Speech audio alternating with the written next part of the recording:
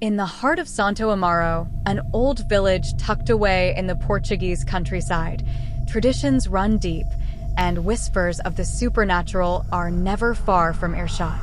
The village, with its cobblestone streets and ancient stone houses, seems timeless. But beneath its picturesque surface lies a history stained with sorrow and revenge. Maria Almeida had always been intrigued by her family's ancestral home. Growing up, she listened to her grandmother's stories about the grand estate, tales filled with romance and tragedy. When her grandmother passed away, Maria inherited the house.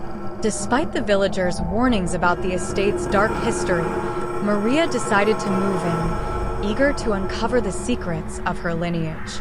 The house was a sprawling mansion, standing tall amidst overgrown gardens and tangled ivy. Its windows, like eyes, stared into the soul of anyone who dared approach.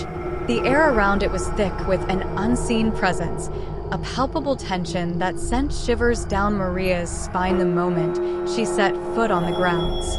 As Maria began to settle in, she found herself drawn to an old, ornate mirror in the attic. The mirror, covered in dust and cobwebs, seemed out of place among the other relics.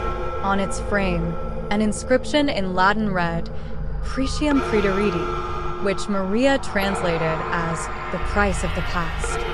Curiosity piqued, Maria cleaned the mirror and placed it in her bedroom. That night, she was awakened by a soft whispering.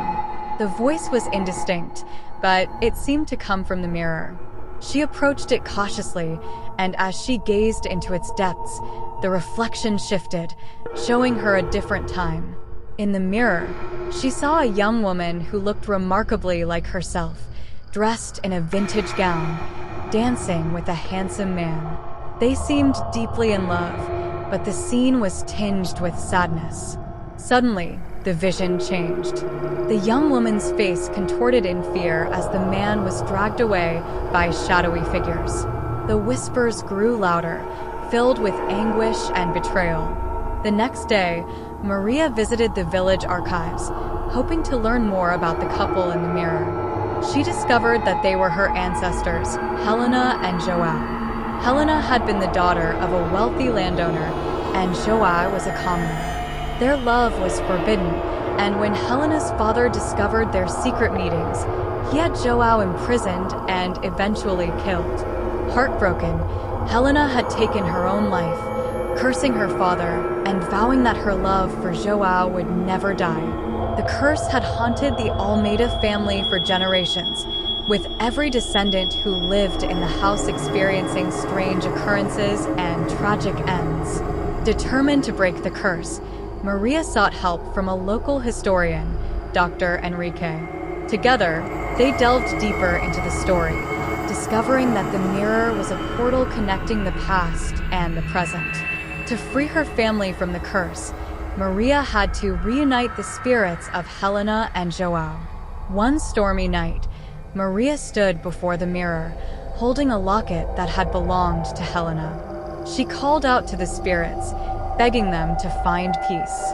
The mirror's surface rippled, and the room grew cold.